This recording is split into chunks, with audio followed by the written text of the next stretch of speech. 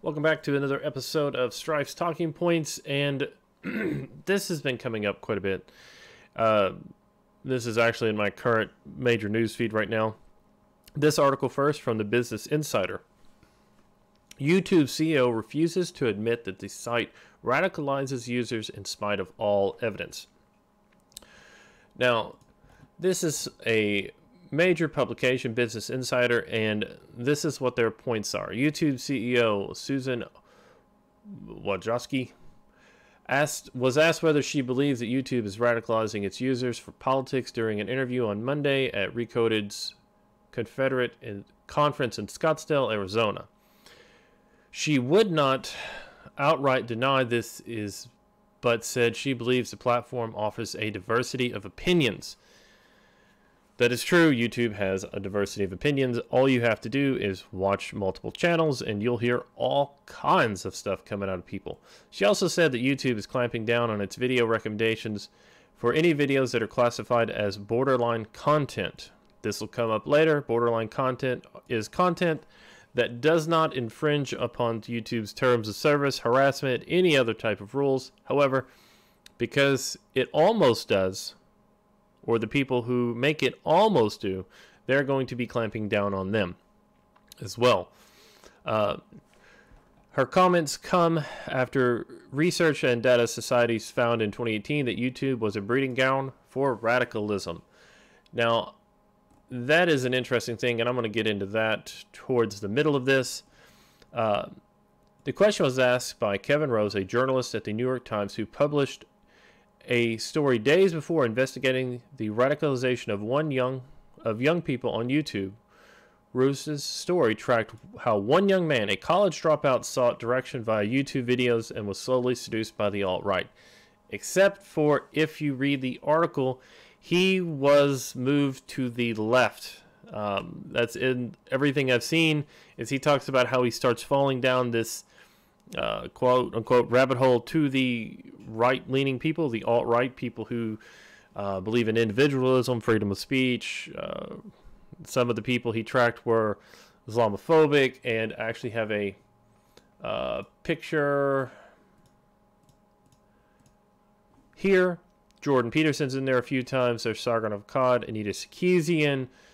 They've got a conservative Jewish man, Ben Shapiro, Jimmy Kimmel, Philip DeFranco, Galvin McGinnis, and you'll notice they put a few of these guys in here several times. Jordan Peterson's in here.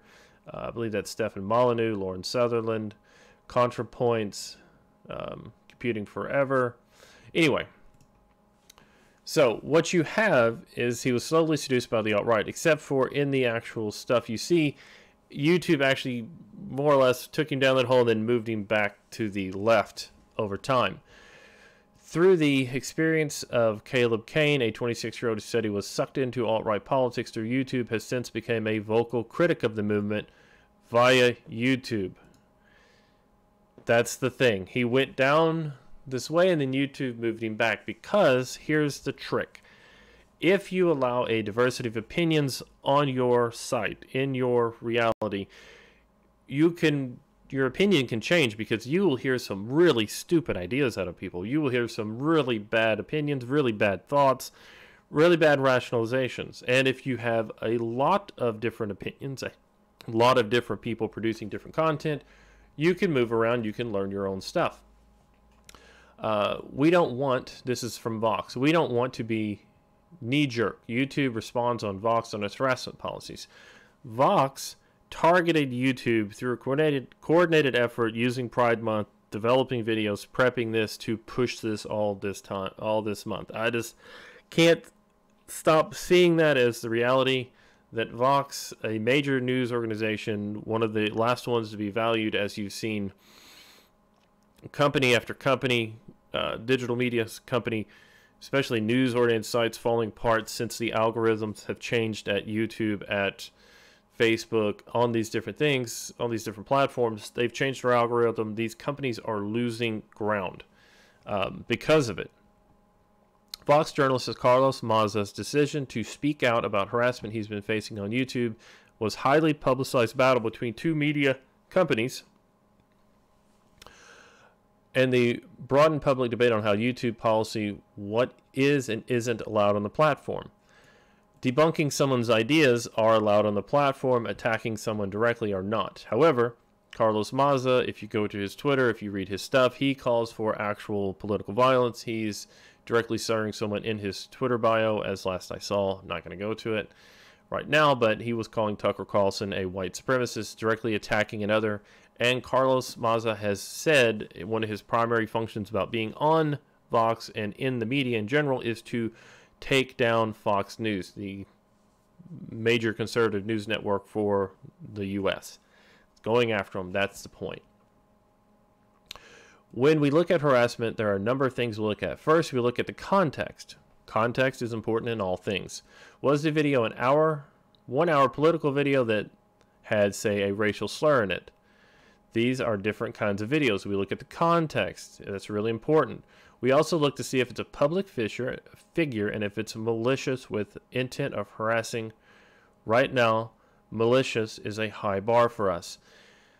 So, for Carlos Maza, there was a 1 hour video debunking the points he made via Steven Crowder, who in roughly 10 hours of videos had 1 minute 20 seconds of stuff where he's making fun of the Vox presenter directly.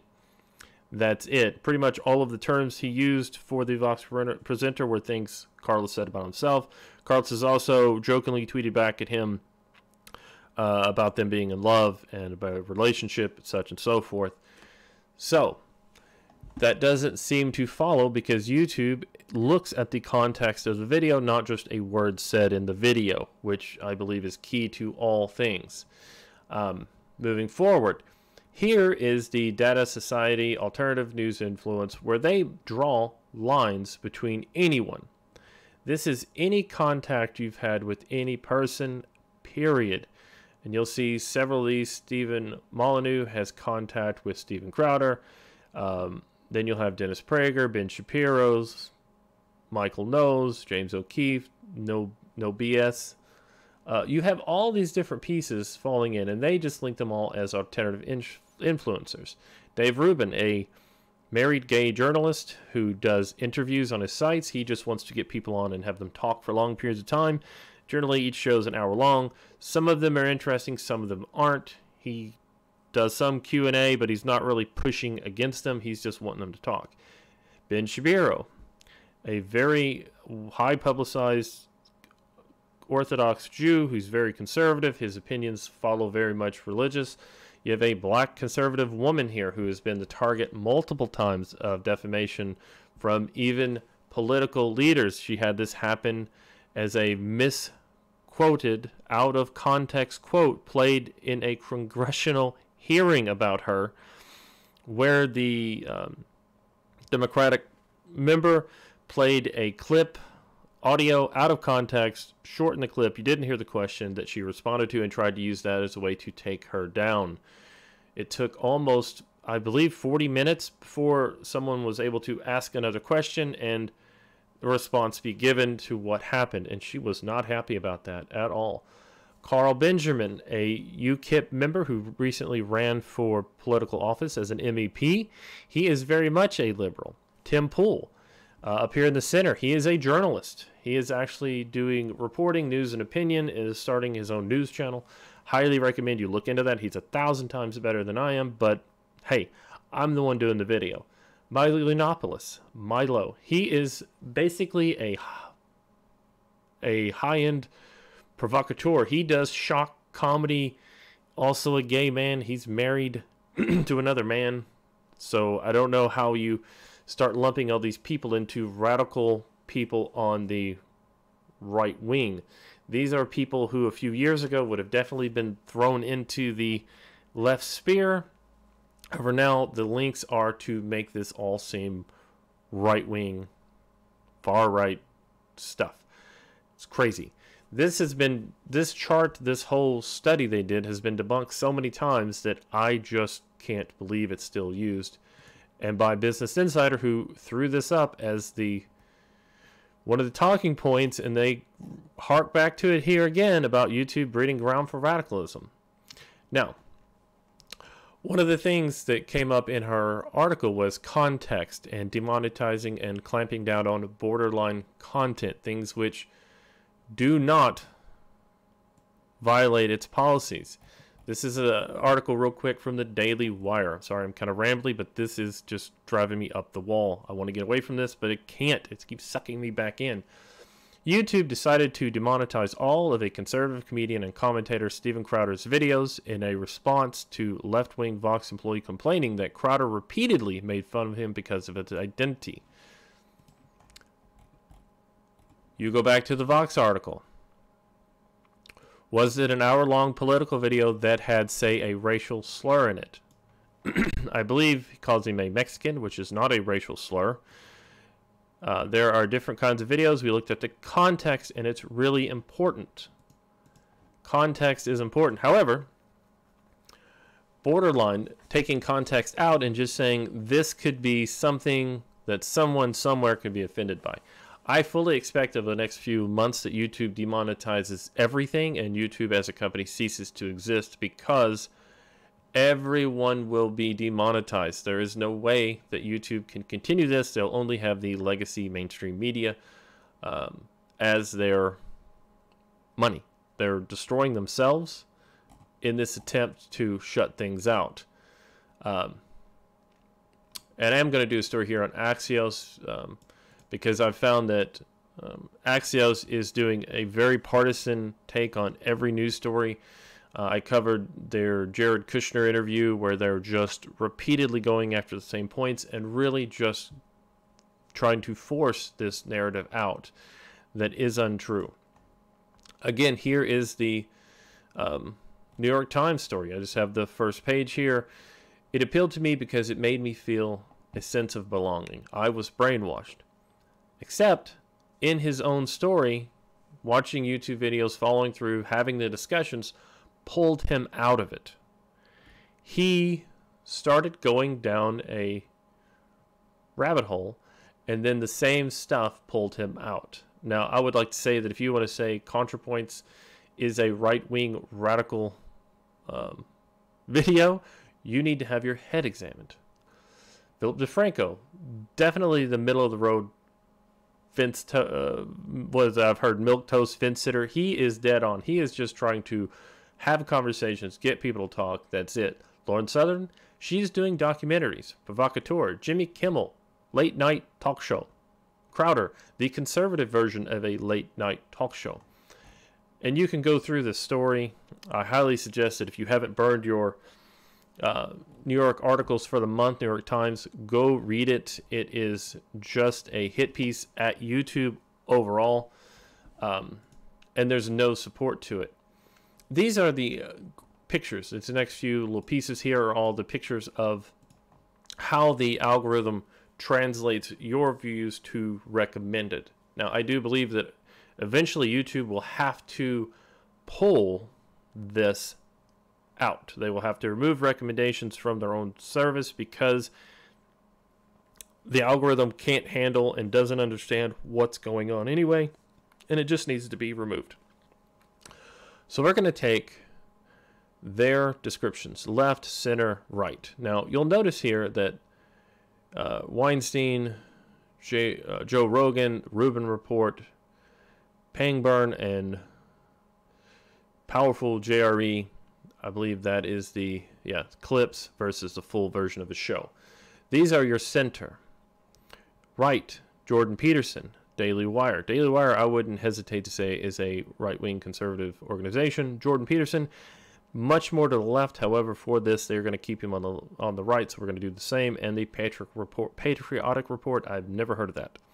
So, when Joe Rogan gets 593,000 views,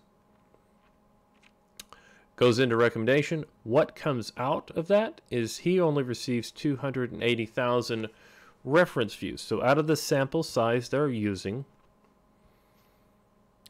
the recommendations for Powerful Joe Rogan is cut way down. Rubin Report, he goes from 352 to 500, so his goes way up. Daily Wire goes up. Jordan Peterson goes up. Bill Maher, real time, 82 out, 93 in. You see that what they're doing is they're skewing most of this stuff to center groups. They're trying to move people to the middle. That is the whole point of this. I don't even know who Pangburn is. 391,000 views, and they got 1 million received recommendations. Everything about this YouTube algorithm is trying to push people to the middle overall. And even out of their sample size, they show they're moving people to the middle. Views for 2018. News media, center, left, right. TV commentary. Everything is on the left. If you haven't watched TV shows, almost every TV show is left-leaning. TV news, center, left, right. This would be the Fox News section. This would be most everyone else, and this would be what they're considering on the center, which I would have to look up a little bit more on that. YouTubers themselves, center, left, right. You see a dominant chunk of left-leaning people producing content from YouTube itself. News media channels, again, left dominates. TV commentary, left dominates. TV news, left and center are breaking.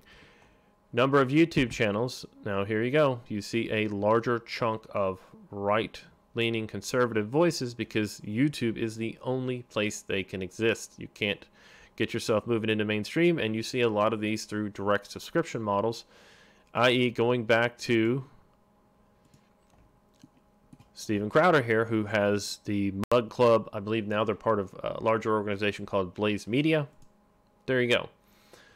Final image in this is YouTube's, another breakdown of how YouTube recommends. If you watch 2.2 billion viewed shows, they were only received 2, so 200 million of those drop off to center and left.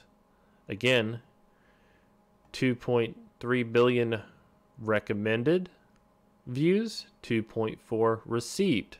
On the left, 5.4 viewed, 5.5 received. YouTube is actively trying to move people from the right to the middle and to the left. That's the idea. YouTube is not trying to radicalize people to the far right. They are pushing them to the center and to the left. That is the point. That is what's going on here. Again, Social Blade. You see Vox.com here is 1,000 uploads, a major supported channel from NBC. You see them tank a little bit right through the middle when people started desubscribing, but then the trend goes back their way. It was a small hit for them. They will be back where they were before. You also see the Vox videos, even though their subscribers dropped off, they're starting to engage back up. Not a big deal. One of the people on there, one of my favorite YouTubers, Tim Pool through Timcast, you see his subscriptions are growing as well. He got a nice little bump right through there with the Vox Adpocalypse. Not sure what this is. Probably had to delete a video or some such. And then I found this. I do watch a little bit of the Young Turks. I find some of their stuff entertaining. And this is a quote from the New York Times. YouTube has been a godsend for hyper-partisan on all sides, for the left and the right. It has allowed them to bypass traditional gatekeepers, i.e. New York Times reporters who are traditionally on the left, as of all TV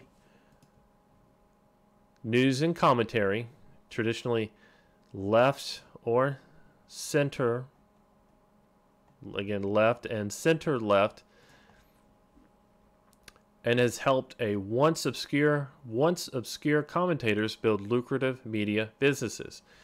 Meaning people can go and find the stuff they like and watch it. They can subscribe, they can donate, they can be part of Patreon or PayPal or whatever. They can take their own stuff and put money into the things they like versus having to go through a gatekeeping company such as New York Times, who all of this has really come down to the last few years. We've had so much negative news and so many skewed reports that people are learning that mass media Large corporations aren't as trustworthy as we believe they were. Oh, and you can see what I'm going to watch next here, this Philip DeFranco video. I'm actually going to click that, so you'll go from a left Young Turks to a center heterodox Philip DeFranco show. Now, real quick, just going to listen to Anna for just a second as she goes against what you're reading there. This was the part of his piece that I had the most issue with because it doesn't support the leftist narrative she wants you to believe. Anna, definitely on the left, definitely falls in line with identity politics. That is a terrible pause. Because on all sides, I don't. On all sides. The algorithm is skewing results to move people to the left. It's not necessarily moving people to the right, even if Data and Society went through extensive effort to make this up, and then it's since, of course, been debunked numerous times. You can find those videos everywhere. I don't see an issue right now where left-wingers are radicalizing young men. Left-wingers are radicalizing young men to join Antifa, to join all these different groups. The milkshaking in Europe is starting to transfer over here. You're actually seeing random political violence coming out of the left. It is really happening, Anna. It is not a made-up thing. This is what's happening in reality. You have partisan media pushing people as far as they can to the extremes, and it is supported much more via groups on the left, via TV commentary and TV news, than it is from people on the right.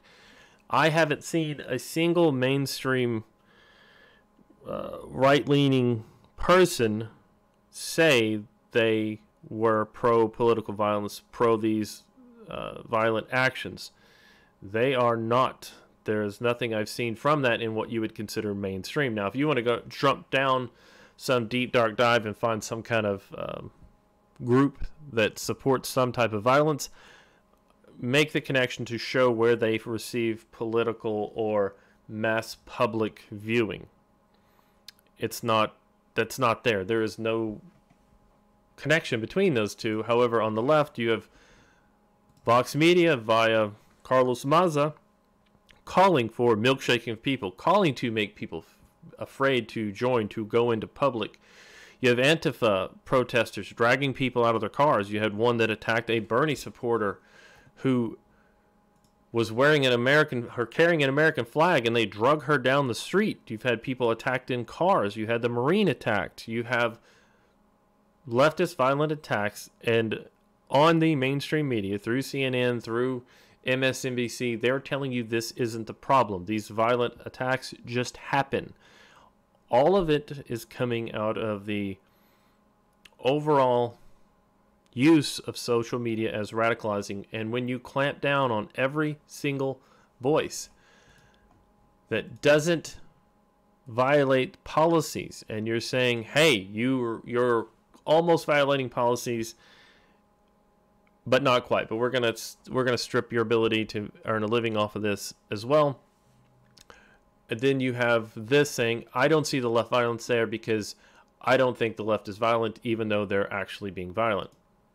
And convincing them to carry out, acts of violence. Milkshaking attacks. The lawyer's office in, I believe it was Portland, that had feces and then was flooded. The Antifa rallies where they're regularly attacking people when they didn't have a quote-unquote group of neo-Nazis to attack. They attacked news and media in the streets. There's videos of it. It's really happening, Anna. Please respond to that. Or carry out harassment of specific individuals. They protested outside of Tucker Carlson's home. That was supported by a left-wing organization. They went up for beating on his door, protesting outside his house. They still have Carlos Maza's Twitter where he calls him a white supremacist. This is really happening, even though places like the Young Turks, New York Times pretend like it's not. We have a big rift forming in our country between the left and the right. And me, as someone who used to definitely be on the Democrat side, more or less liberal on a lot of my policies and beliefs, is now seeing that I can no longer identify and follow along with what's happening on the left. And truly, if you go much more right of center than, let's say, I don't know, I really can't think of that many Republicans that I agree with on much of anything, except for we do need to secure the country. We need funding for healthcare and all these different things that the U.S. needs. And I'm much more of a center nationalist, where I believe that we should worry about things that are happening in the U.S. first and take care of our own citizens before we launch into these great outreaches trying to bring in tens of millions of foreigners and to do anything with the country. I just don't understand it. And I know that does just that one thing about wanting to take care of the U.S. citizens first puts me out of the liberal camp anymore and moves me to the right. Even though I'm still dead center where I was 10 years ago, I have a few other, policy ideas that are out there. But that's what you're seeing. A total denial on the left that they are calling for violence and harassment and targeting people, while at the same time, on the other side, they're using context, they're using political arguments, and they are just trying to have the conversation for it, and they're not being malicious. Anyway, that's my thought. YouTube CEO speaks out about radicalizing of YouTube, even though it does seem to go both ways as far as where viewer recommendations goes, and the use of a completely made up, unsubstantiated claim of alternative influence on YouTube. Thank you all for watching. Please like, comment, share, subscribe, dislike the video, whatever you want to do. I'm not in charge of you. Just have a great day, and thank you for listening.